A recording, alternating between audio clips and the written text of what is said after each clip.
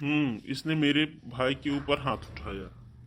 अभी तक तो मुझे काजल की बातों पर कम विश्वास था, लेकिन तुम्हारी शादी ना हो और पढ़ाई लिखाई छोड़ के तुम्हें घर में ना रहना पड़े, इसके लिए तुमने पहले पापा के कान भरे, फिर तुमने भाई भाई में झगड़ा करवा दिया। आज तुम्हारी वजह से मेरा छोटा भाई अपनी भाभी के ऊपर हाथ उठाया। तुमने अपने छोटे भाई के कान भर के मेरी बीवी के ऊपर हाथ उठवाया। अरे, तुम मेरी बहन नहीं, दुश्मन हो, दुश्मन। अब मुझे काजल की सारी बातों पर विश्वास हो गया। अब मैं जल्द से जल्द तुम्हारी शादी करवा के इस घर से तुमको मैं विदा करवा दूंगा। भैया, अभी मेरी बहन शादी के लायक नहीं है, अभी उसकी शादी मत करिए प्लीज। सुन लिया जी ने। इतना सब कुछ होने के बाद भी अभी देवर जी का मुंह बंद नहीं है। अरे ननद जी, अब घड़ियाली आंसू क्यों बहा रही हैं? अब तो आपको बहुत खुशी हुई होगी ना, मुझे अपने छोटे भाई से पिटवा के। अब तो आपके कलेजे को ठंडक पहुंच गई होगी ना। भाभी, मैंने भैया से ऐसा कुछ भी नहीं कहा है, और ना ही मैंने भैया को आपके खिलाफ भड़काया है। मैं आप सबके सामने हाथ जोड़ती हूँ, आप सब मेरी वजह से आपस में लड़ाई झगड़ा मत करिए। भैया भाभी, आप लोग की यही खुशी है ना कि मेरी शादी ब्याह हो जाए, तो ठीक है भैया। अब मैं पढ़ूंगी लिखूंगी नहीं, मैं शादी के लिए तैयार हूँ। आप लोग शादी करके मुझे विदा कर दीजिए इस घर से, लेकिन मेरी वजह से आप लोग आपस में लड़ाई झगड़ा मत करिए। और छोटे भैया, आप भाभी के साथ इस तरह का व्यवहार मत करिए, वो हमारी माँ समान है। भैया, आप मेरी जल्दी से जल्दी शादी कर दीजिए, मैं तैयार हूँ शादी के लिए। मेरी वजह से घर में झगड़ा हो रहा है, अगर मेरी शादी हो जाएगी तो शायद इस घर के झगड़े खत्म हो जाएंगे। अरे मेरी बहन, कोई तुम्हारा बुरा नहीं चाहता है, मैं तो तुम्हारा हमेशा भला चाहता हूँ। तुम्हारी भाभी भी तुम्हारे लिए बुरा नहीं सोचती हैं, वो भी तुम्हारे भले के लिए ही सोच रही हैं। तुम्हारी भाभी ने तुम्हें अपनी बेटी की तरह पाला है, तो फिर भला तुम्हारे बारे में बुरा कैसे सोचेंगी। सोनम, आज तुमने शादी के लिए हाँ कर दिया, इस बात से मैं बहुत खुश हूँ। अरे जी, ननद जी ने शादी के लिए हाँ कर दिया, इसके लिए मैं भी बहुत खुश हूँ। चलिए ना, पापा जी से पूछते हैं कहीं दीदी के लिए रिश्ता तय हुआ या नहीं। हाँ, सही कह रही हो मीनू। चलो पूछते हैं पापा से, क्योंकि पापा कह रहे थे ना कि वो 2-3 जगह शादी के लिए गए हैं, बात किए हैं। हाँ जी, सही कह रहे हैं आप, चलिए। सोनम, आज मुझे पूरा विश्वास हो गया है कि यह सारा खेल भाभी का है और भाभी के मायके वालों का है। हाँ भैया, लेकिन अगर आप बड़े भैया से लड़ाई और झगड़ा करोगे ना, तो फिर मैं कभी आपसे बात नहीं करूँगी। अब आप मेरी वजह से कभी भैया और भाभी से लड़ाई झगड़ा मत करना, क्योंकि भैया, आप दोनों भाइयों को सारी जिंदगी एक साथ रहना है, और मेरी तो शादी हो जाएगी, मैं तो इस घर से पराई हो जाऊंगी, और मैं अपने ससुराल चली जाऊंगी भैया। इसलिए भैया, आपको अब मेरी कसम, आप भैया और भाभी से कभी लड़ाई झगड़ा नहीं करोगे। सोनम, भैया तो सिर्फ कमा के लाते थे ना, लेकिन घर में तुम्हारी देखभाल मैं ही करता था, इसीलिए मुझे तकलीफ हो रही है बहन। क्या करोगे भैया, पहले भाभी हम लोगों की माँ की तरह देखभाल करती थी, लेकिन अब तो भाभी अपने मायके वालों के कहने में आ गई। पहले यही भाभी हमारी माँ थी, लेकिन अब वो हमारी भाभी हो गई है। भला भाभी किसी का भला चाहती है क्या? अरे अंकल, ये मैं क्या सुन रहा हूँ?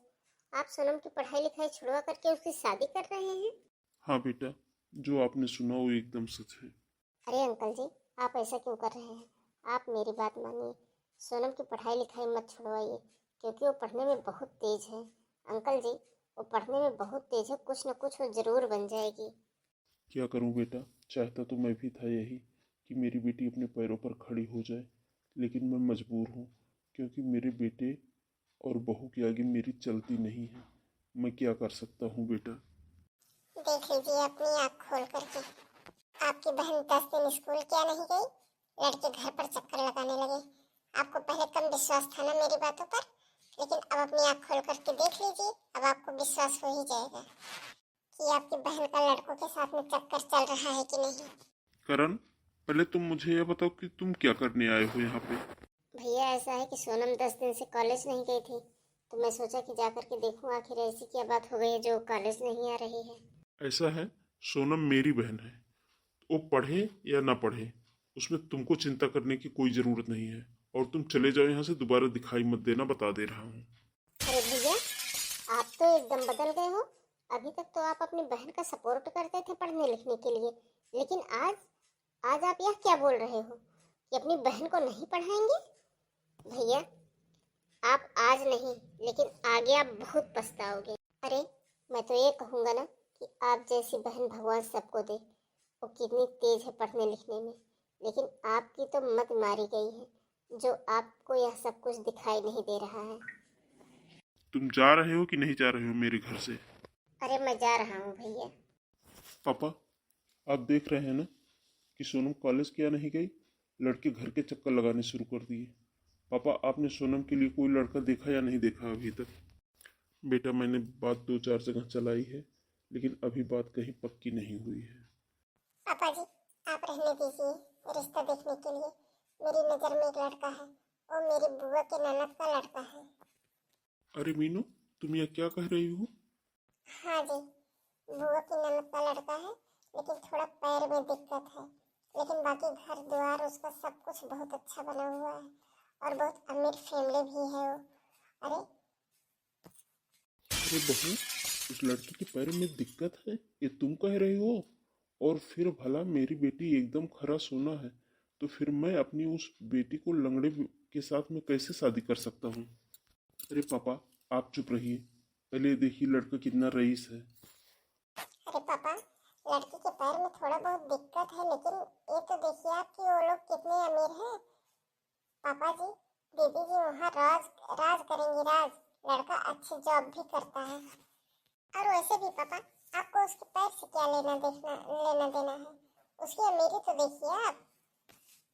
चलो ठीक है बहू, लड़की वाले बहुत रईस हैं तो ठीक है, और लड़का नौकरी भी करता है, तो तुम ऐसा करो, लड़की वाले को बुला लो, सब लोग एक दूसरे से मिल लेते हैं, देख लेते हैं। पापा जी, मैंने लड़का देखा है, इसलिए आप लोगों को लड़का देखने की कोई ज़रूरत नहीं है। और कल मैं अपनी माँ को बुला लूँगी, वो यहीं आ जाएंगी और लड़के वाले से बात कर लेंगे, रिश्ता पक्का कर देंगी। ठीक है बहू। और मम्मी बताइए, क्या हाल चाल है? अरे बेटा, हाल चाल सब एकदम बढ़िया है।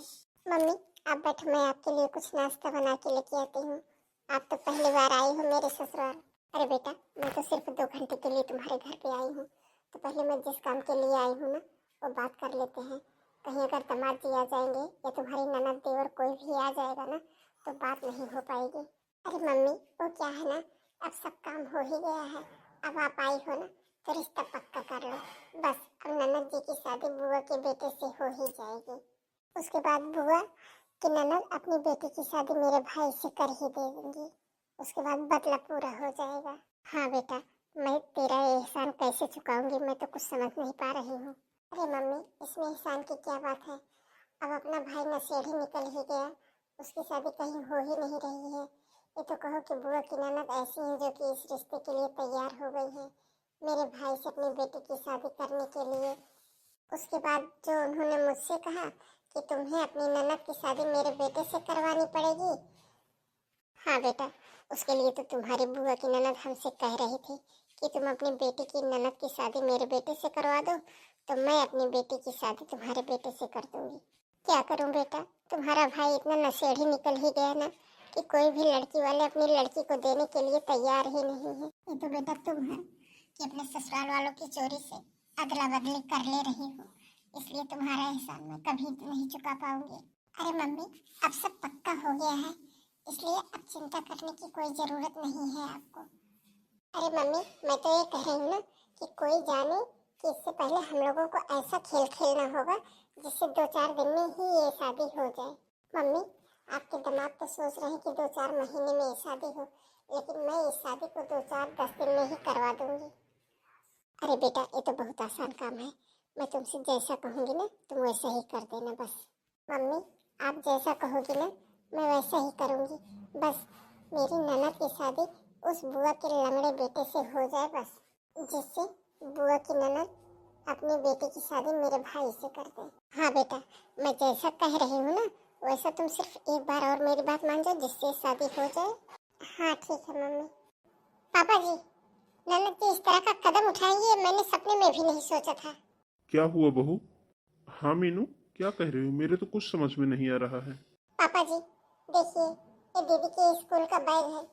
दीदी ने इसमें घर में जितने रुपए थे वो और मेरे सारे जेवर भर लिए हैं।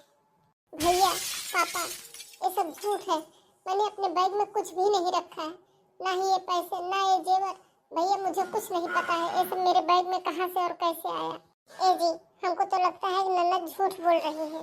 हमको तो लगता है कि दीदी ने सारे जेवर और पैसे इसलिए रखे हैं कि शायद एक किसी लड़की के साथ भागने वाली थी।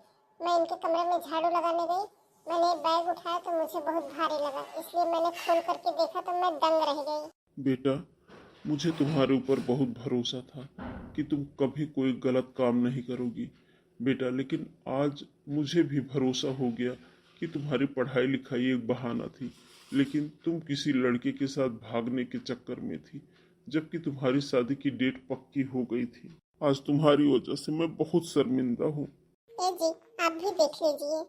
हाँ मीनू, मैं देख भी रहा हूँ और खूब अच्छे से जान भी रहा हूँ।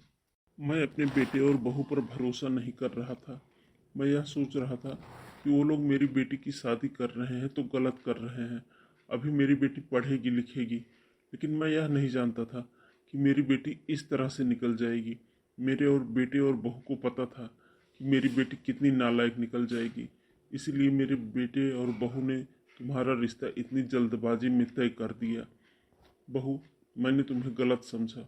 बहू, मुझे माफ़ कर दो। कोई बात नहीं पापा जी, मैं तो ये चाहती थी कि आपके घर की इज्जत बची रहे। मैं पहले ही समझ गई थी कि दीदी का किसी लड़के के साथ चक्कर चल रहा है। हाँ मीनू, तुम सही कह रही हो। मेरी बहन नालायक निकल गई, इसीलिए हम उसकी पढ़ाई लिखाई छुड़वा करके उसकी शादी कर रहे हैं। लो, पहले तुम इस पेपर पर साइन करो। भैया, मैंने कोई गलत काम नहीं किया भैया, आप मेरे ऊपर भरोसा करिए भैया। मैं ये सारे गहने और कपड़े अपने बैग में नहीं रखे हैं, मैं कुछ नहीं जानती हूँ भैया। बस करिए नाना जी, जब आपकी सच्चाई सबके सामने आ गई है तो झूठे आंसू बहा करके अपनी सफाई मत दीजिए। सुनिए जी, मैं तो ये कह रही हूँ, मैं अभी अपनी मम्मी को फोन कर देती हूँ और वो लड़के वाले को आज ही बुला लेते हैं और इनकी शादी किसी मंदिर में करके इनको यहाँ से विदा कर देते हैं। मीनू, शादी तो हो ही जाएगी, अभी नहीं तो 1 घंटे बाद सही, लेकिन पहले तुम इस पेपर पर साइन कर दो। मैंने इस पेपर पर साइन कर दिया है। कैसे पेपर हैं जी ये, बार बार पेपर पेपर रट किए हो। साइन कर दो इस पेपर पे, ये तलाक के पेपर है। तलाक के पेपर? हाँ, हमारे और तुम्हारे तलाक के पेपर। ये आप क्या कह रहे हैं? आप मुझे तलाक देंगे? आखिर मैंने गलती कौन सी कर दी है? नालायक औरत, बोल रही है कि मैंने क्या गलती कर दी है? मैंने इस पेपर पर साइन कर दिया है और तू भी अब इस पेपर पर साइन कर दे। मुझे तुमसे छुटकारा चाहिए, मैं तुमसे अलग होना चाहता हूँ। लेकिन क्यों? बेटा, एक आफत तो मेरे ऊपर आई ही है और अब तुम दूसरा ड्रामा कर रहे हो। पापा, मेरी बहन नहीं गलत है, ना ही वो चरित्रहीन है। यह औरत नागिन है, नागिन। मेरी बहन को चरित्रहीन साबित कर रही है। इस औरत ने इतने दिनों से मेरे कान भर भर करके मुझसे कह रही थी कि तुम्हारी बहन का किसी लड़की के साथ चक्कर चल रहा है, तुम अपनी बहन की शादी करके उसे इस घर से विदा कर दो, ताकि ये अपने नशेड़ी भाई की शादी कराने के लिए मेरी बहन की शादी अपने बुआ के ननद के लड़के से करवा रही, ताकि वो अपनी बेटी की शादी इसके भाई के साथ कर दे। ये अपने भाई के लिए मेरी बहन का सौदा कर रही है, अपनी बुआ के ननद के बेटे के साथ। अरे मीनू, मैं तो यह सोचता था कि तू मेरी बहन और मेरे भाई को माँ की तरह प्यार करती है, माँ की तरह मानती है, इसलिए मैं तुम पर भरोसा करता रहा। और तू इसीलिए बवाल करके इस बार गई थी अपने मायके, और तू इस शर्त पर यहाँ पे आई थी कि मैं जिससे अपनी बहन की शादी जल्दी से जल्दी कर दूंगी तभी तुम यहाँ इस घर में रहोगी। भाभी, मेरी माँ तो बचपन में चली गई थी, लेकिन मैं तो आपको अपनी माँ मानती थी। भाभी, अगर आप मुझसे मेरी जान मांगती तो अभी मैं निकाल करके खुशी खुशी दे देती, लेकिन आपने यह क्या किया भाभी?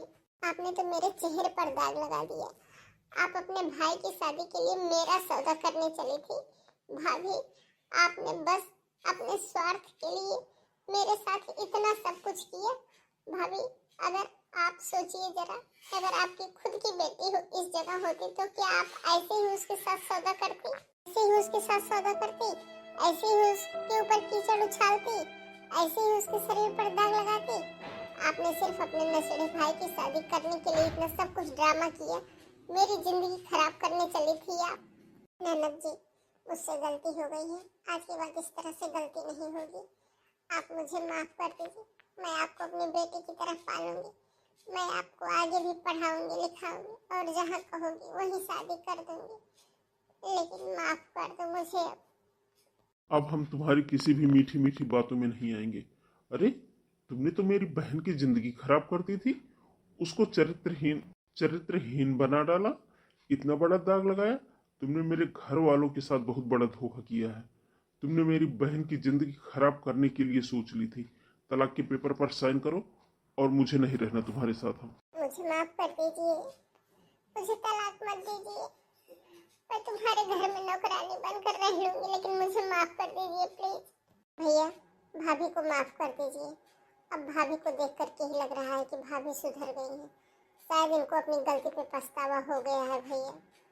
हाँ भैया, माफ कर दीजिए भाभी को। भैया, हम लोग तो अपनी माँ खो चुके हैं, लेकिन अब हम दूसरी माँ को नहीं खोना चाहते हैं।